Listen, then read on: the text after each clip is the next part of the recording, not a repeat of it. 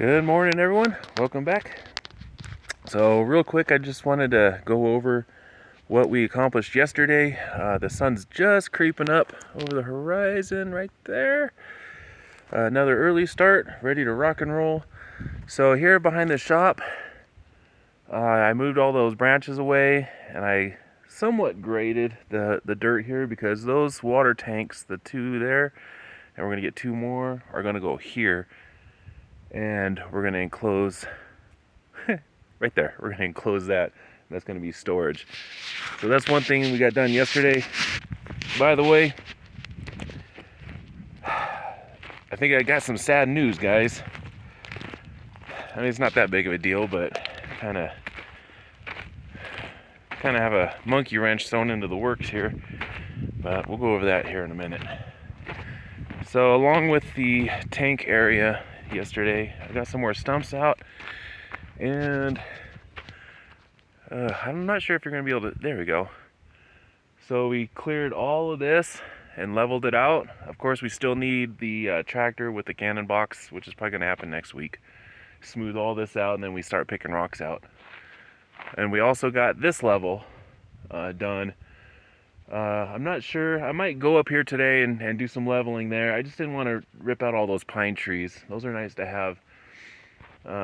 So we got that one spot, and this huge spot. This spot is almost as big as the upper and the lower combined.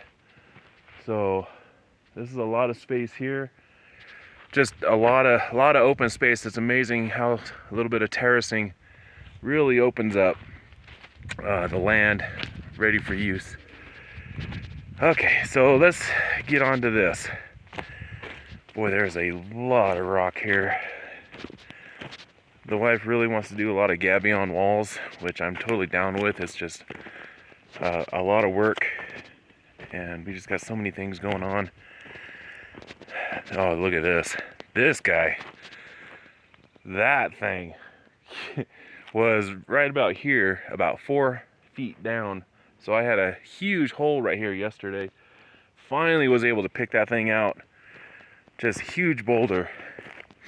It's amazing how much lifting power this little mini excavator has. If I had to guess, I would say that boulder probably weighs at least 1,500 pounds. So today's project right here,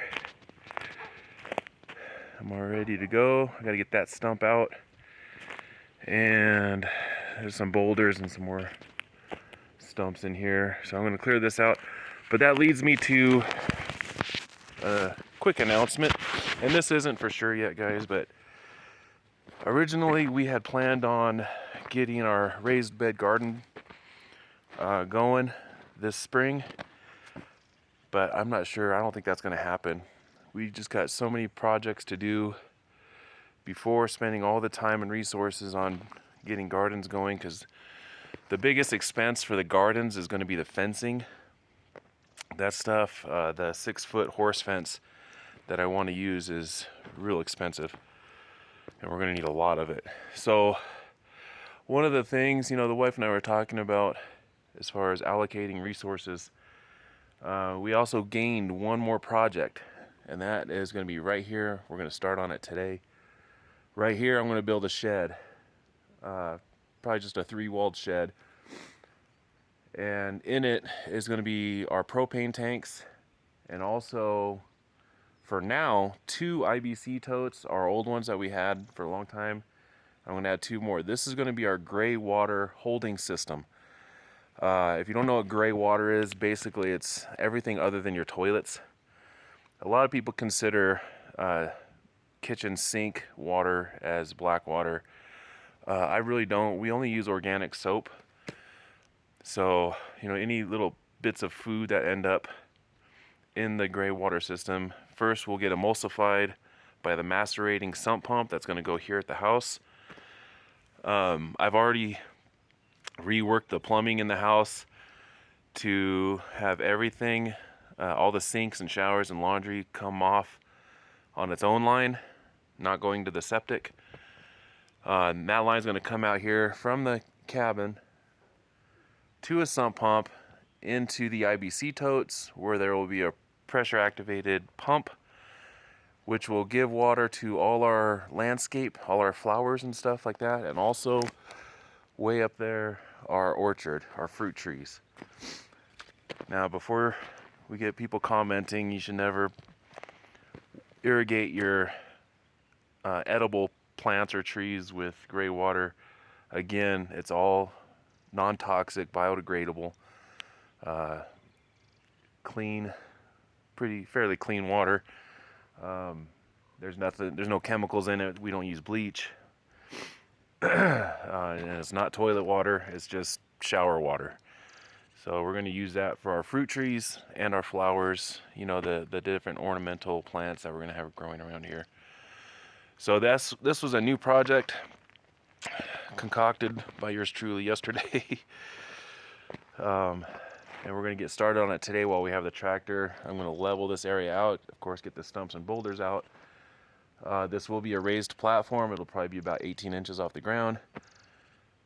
Just a simple 3-walled structure to keep our IBC totes, our propane bottles, and the pump and stuff like that for the gray water. I'll also probably put some sort of filter system on it, and it'll be independent from all the other water in the cabin here.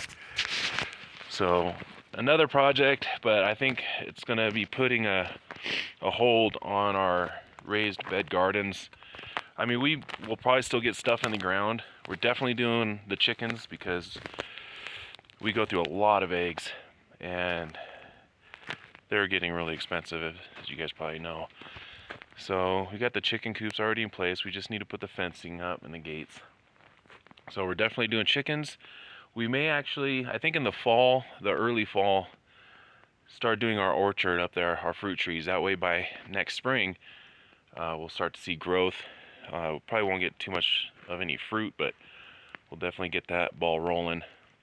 I mean, we may put one garden box in. I'm not real sure yet, but priorities are priorities. We don't want to become overwhelmed. Gardening takes a lot of time, especially just getting started. We got all the irrigation, all the boxes, all the fencing before we plant one seed.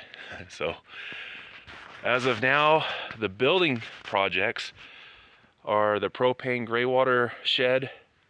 We have that storage room in the back of the shop, and we've got the generator slash fire suppression slash diesel heater shed. So 3 structures to build this year, along with all the other little things, the fencing and the pipes, irrigation that we're going to put in the ground.